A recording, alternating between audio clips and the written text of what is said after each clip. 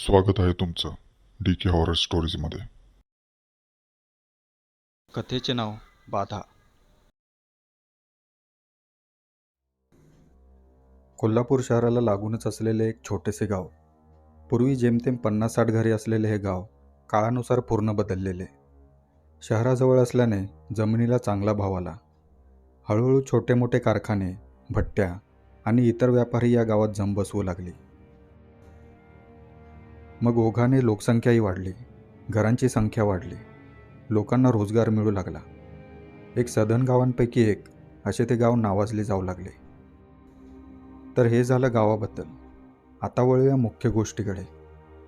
गावात तशा 2 शाळा होत्या, पण शिकवण्या हव्या तशा चालू झाल्या नव्हत्या. 8वीपर्यंतच्या 1-2 घरगुती शिकवण्या सोडल्या तर गावात इतर शिकवण्या सुरू झाल्या नव्हत्या. त्यामुळे काही मुले कोल्हापुरातील ट्युशन क्लासेसला जाऊ लागली होती. 9वी नाही तर निदान 10वीत तरी क्लासला जावे म्हणून गावातील मुलांची कोल्हापूरला पिटाळणी होऊ लागली. 10वीचे वर्ग सकाळी 7 वाजता भरत असत. दुपारी 12 वाजेपर्यंत शाळा सुटल्यावर मुले दुपारी 1 वाजता परत ट्युशन क्लाससाठी कोल्हापूरला जात असत. गणेश, अजय, समीर आणि प्रशांत हे चौघे अगदी पक्के मित्र. लहानपणापासून एकत्र खेळलेले, वाढलेले.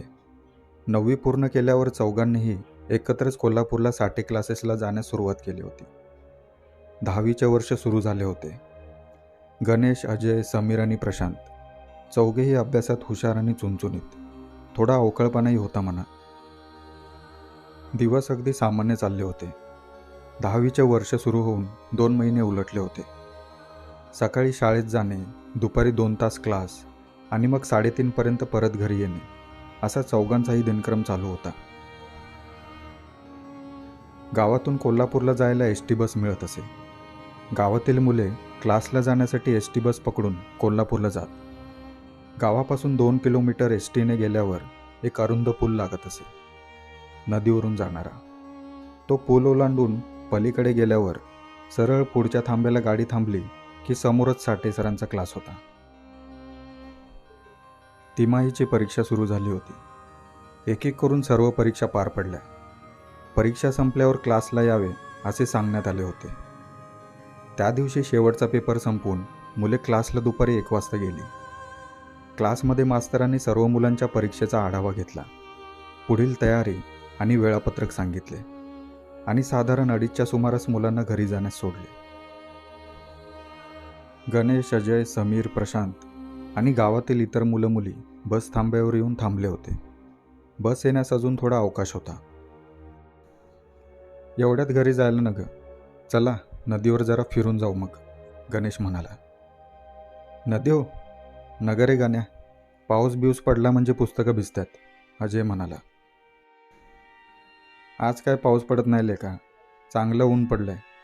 समीरने गणेशला दुजोरा देत नदीवर जाण्यास संमती दर्शवली. तू काय म्हणतोस परशा? गणेशने प्रशांतला विचारले. प्रशांत गप्प उभा होता. थोडा अस्वस्थ झाल्यासारखा वाटला. नदीव नाही बा मी आता, आणि तुम्ही बी जाऊ नका या येळेला, प्रशांतचा थोडा घाबरलेला स्वर. सगळे एकमेकांकडे बघू लागले. का रे परशा, एवढं घाबराय काय झाले? समीर म्हणाला.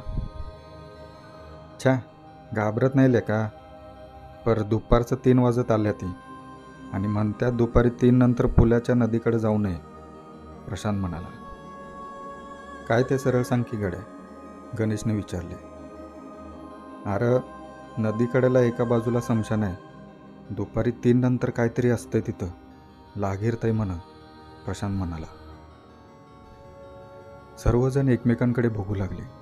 कोणी काहीच बोलले नाही आणि गणेश जोरजोरात खो खो करीत हसू लागला. त्याला हसताना बघून सर्वांच्या चेहऱ्यावर हसू उमटले. अरे लगा, कोणत्या जगात राहतोयास? आता भूताबितासनी जागा नाही या जगात. अरे इथं माणसासनी राहायला जागा नाही आणि भूत, असं म्हणत गणेश आणखीनच हसू लागला. झालं तर मग चौघेही बस थांब्यावरून निघाले. हळूहळू चालत पुलापाशी आले. पुलापासून उजव्या बाजूने नदीवर जाण्यास रस्ता होता. रस्ता ओलांडून चौघेही उजवीकडच्या रस्त्यावर आले. समोरच्या खालच्या बाजूला एक मंदिर होते. मंदिरात उतरून जाण्यास पायऱ्या होत्या. चौघेही पायऱ्या उतरून मंदिरात गेले. थोडा वेळ गेल्यावर पुन्हा वरती आले आणि समोरील रस्त्यावरून पुढे चालू लागले. वातावरण तसे आल्हाददायक होते.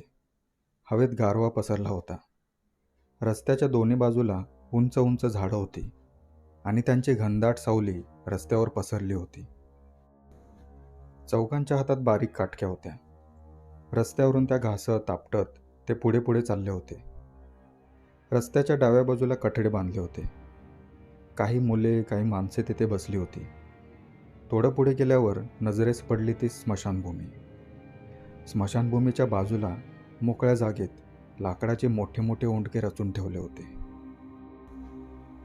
ए परशा, हीच काय तुझ्या भूताची स्मशानभूमी? गणेश फिदी फिदी हसत म्हणाला. गप्रेल्या का, चल पुढं नदीवर जाऊ, असे म्हणत प्रशांतने गणेशला पुढे ढकलले. पुढेच डाव्या बाजूने खाली जाण्यास जागा होती. मोठमोठ्या पायऱ्या खाली उतरून नदीकडे जात होत्या. चौघेही खाली उतरले. नदीपाशी आले आणि एका कठड्यावर बसले. तसे चौघांनाही पोहायला येत होते, पण आता पाण्यात उतरण्याची हिंमत नव्हती. पाऊस चांगलाच पडून गेला होता आणि नदीलाही भरपूर पाणी लागले होते. खळखळ करीत वाहणाऱ्या पाण्याला खोलही चांगलाच होता. तसेच नदीत घडलेले काही विचित्र अपघाती सर्वांना ज्ञात होते. काही वेळ नदीच्या पाण्यात काठावरच चौघेही पाय सोडून बसले. एकमेकांवर पाणी उडवत दंगामस्ती करण्यात बराच वेळ निघून गेला.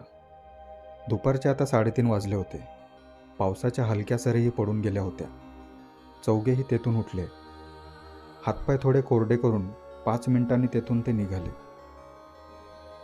पायऱ्या चढून चौघेही वरच्या बाजूला रस्त्यावर आले. समोर विस्तीर्ण असा परिसर होता.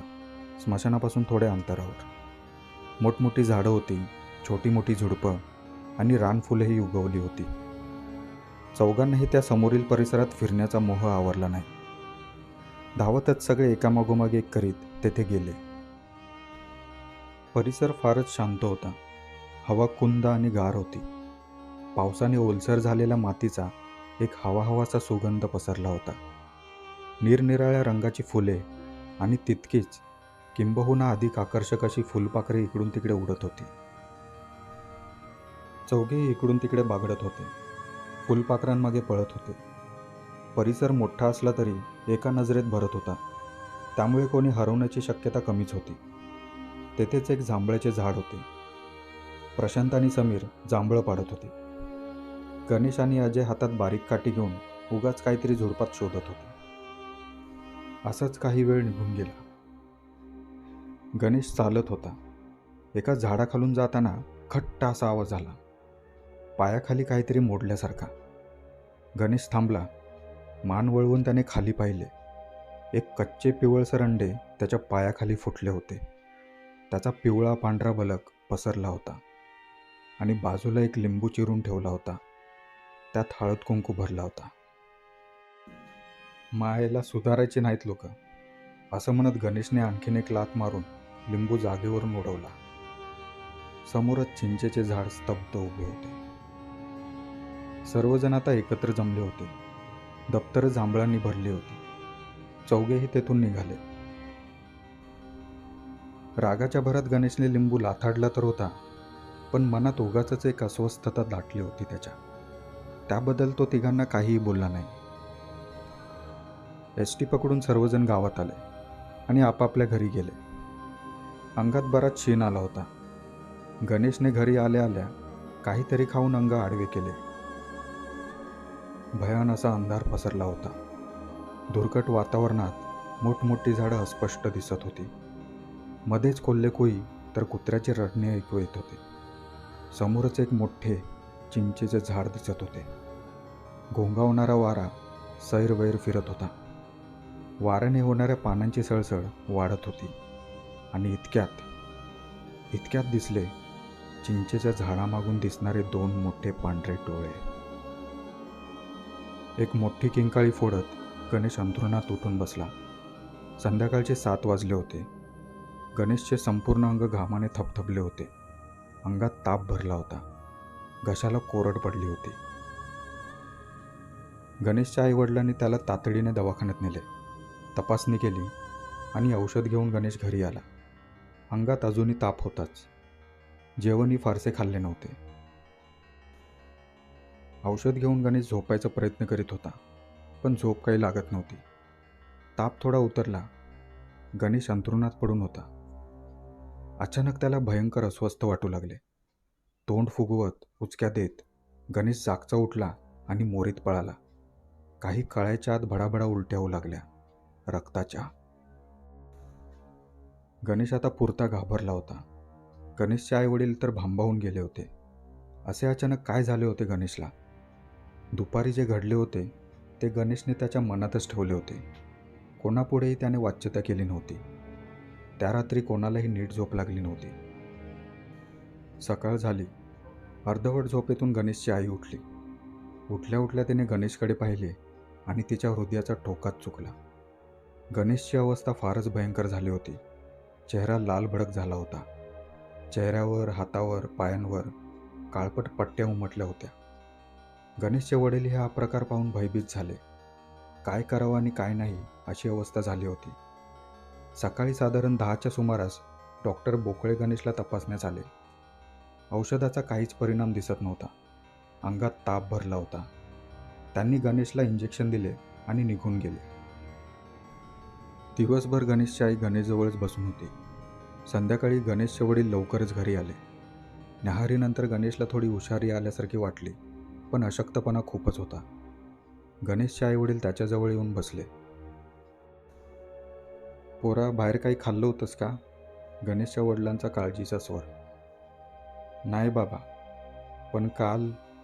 गणेशचे शब्द ओठांवरच थांबले. काय झालं गणेश?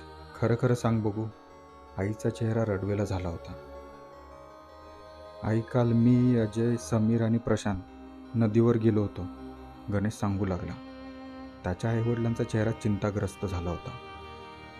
तिथं नदीसमोरच्या वावरात आम्ही खेळलो.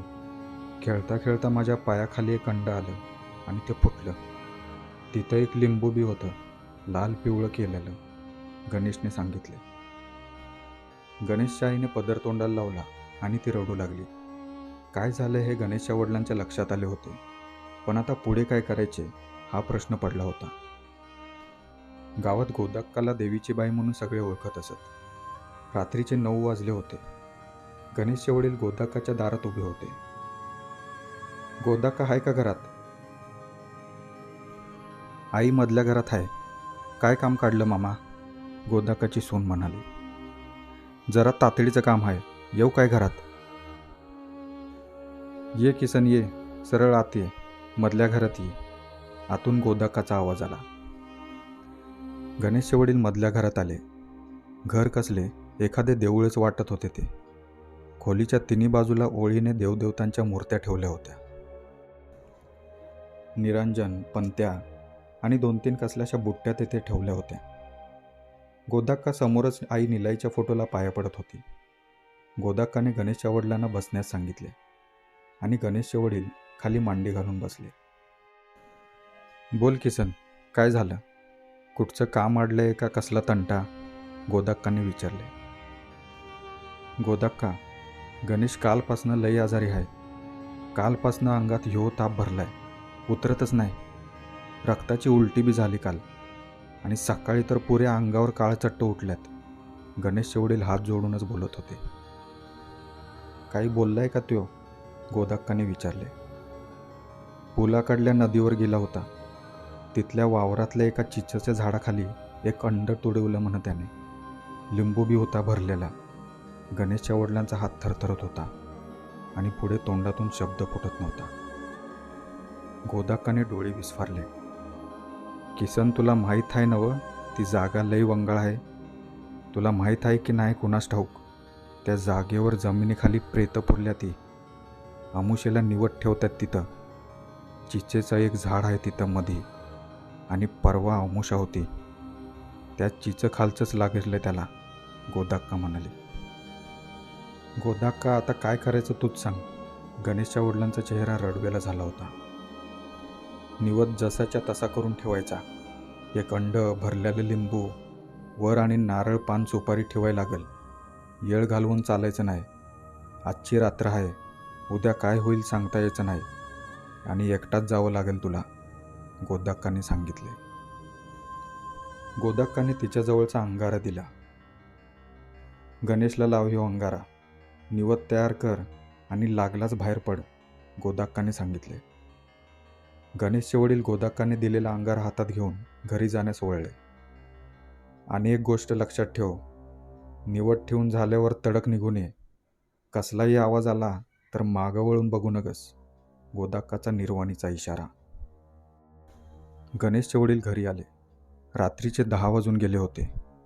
गोदाक्काने सांगितलेलं सर्व काही त्यांनी गणेशच्या आईला सांगितलं. दिलेला अंगारा त्यांनी गणेशला लावला. नैवेद्याची सर्व तयारी करून घेतली. कोणाला घेऊन जाता का बरोबर? वाटल्यास निवड ठेवा, एकटंच जावा आतमध्ये, गणेशच्या आईने काळजीने विचारले. काळजी करू नगस, मला काही होत नाही, असे म्हणून गणेशचे वडील घराबाहेर पडले. पुलाजवळील एसटी थांब्याजवळ बस थांबली. गणेशचे वडील खाली उतरले. एव्हाना पावसाची रिपरिप हळूहळू चालू झाली होती. एका हातात नैवेद्याचं सामान आणि एका हातात छोटेखानी छत्री घेऊन ते डाव्या बाजूच्या रस्त्याकडे वळले आणि एसटी निघून गेली. रस्त्यावरील दिव्यांचा खांब अंधुक मिनमिनता प्रकाश पाडित होते. समोरचा रस्ता संपूर्ण निर्जन दिसत होता.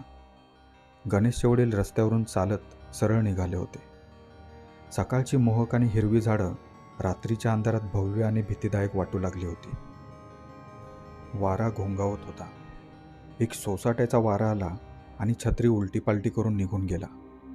गणेशच्या वडिलांनी स्वतःला सावरले. नैवेद्य पोटाशी घट्ट धरून ते झपझप पावला टाकीत पुढे निघाले. मंदिर मागे पडले तसे समोरची स्मशानभूमी नजरेस पडली. स्मशानासमोरील मोडकळीस आलेल्या लाकडी प्रवेशद्वारावरून सहज नजर आत गेली. एक चिता जळत होती. आजूबाजूला कोणीच नव्हते, पण आतून रडण्याचा आवाज येत होता. का कोणास ठाऊक, पण गणेशच्या वडिलांना खूप अस्वस्थ वाटू लागले. अंगाला वारा झोंबत होता. स्मशान मागे टाकून गणेशचे वडील पुढे चालत गेले. नदीकडे जाणाऱ्या पायऱ्याजवळ जाऊन उभे राहिले. समोरचा परिसर भीतीदायक होता. अंधारात पूर्ण बुडालेला होता. मोठमोठी झाडं वेड्यावाकड्या अंगाने उभी होती. जणू एकाच्या मागून एक वळून बघत होता.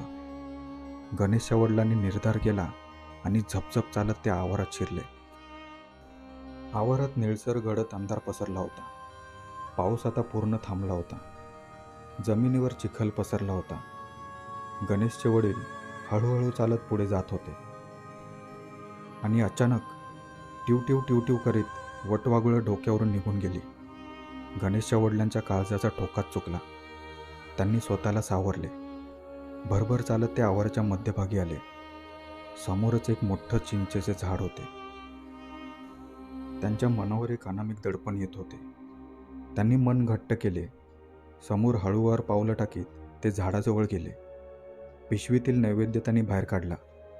खाली केळीचे पान ठेवले आणि त्यावर आणलेला नैवेद्य त्यांनी पसरून ठेवला. उभं राहून त्यांनी झाडावरून एक नजर फिरवली. झाडासमोर त्यांनी हात जोडले आणि काहीतरी पुटपुटले आणि परत मागे जाण्यास पळले. मागून वाऱ्याचा एक झोत त्यांच्या अंगाला भिडला. त्यांना गोदाक्काने सांगितलेले शब्द आठवले. काहीही झालं तरी मागे वळून पाहायचं नाही. 2-4 पावलं आणखीन चालल्यावर झाडाची सळसळ त्यांच्या कानावर पडली. नेहमीची सळसळ नव्हती ती. त्यात काही इशारा होता का? गणेशचे वडील जागीच थांबले. मागे वळून त्यांनी पाहिलं नाही, पण अंगाला दरदरून घाम फुटला होता. हवेतला गारवा अंगाला टोचत होता. का कोणास ठाऊक, पण आपल्या मागे कोणीतरी आहे, आपल्याकडे रोखून बघत आहे, असा त्यांना भास झाला होता. झाडाची सळसळ आता थांबली होती. गणेशचे वडील तेथून निघाले. मागे पुढे न बघता ते थेट चालत रस्त्यावर आले. नदीकडील रस्त्यावरून पुलाजवळ येईपर्यंत कोणीतरी आपल्या मागे आहे असा भास त्यांना सतत होत होता. रात्रीचे 12 वाजून गेले होते. एसटी थांब्यावर गणेशचे वडील येऊन थांबले. मनात नाना विचार येत होते आणि समोरून शेवटची एसटी आली. ती पकडून ते थेट घरी आले. दुसऱ्या दिवशीची सकाळ काळजी मिटवणारी ठरली. गणेशचा ताप पूर्ण उतरला होता. अंगावरील काळे पट्टे निघून गेले होते. एका मोठ्या संकटातून बाहेर पडल्याचा निश्वास त्याच्या आईवडिलांनी सोडला.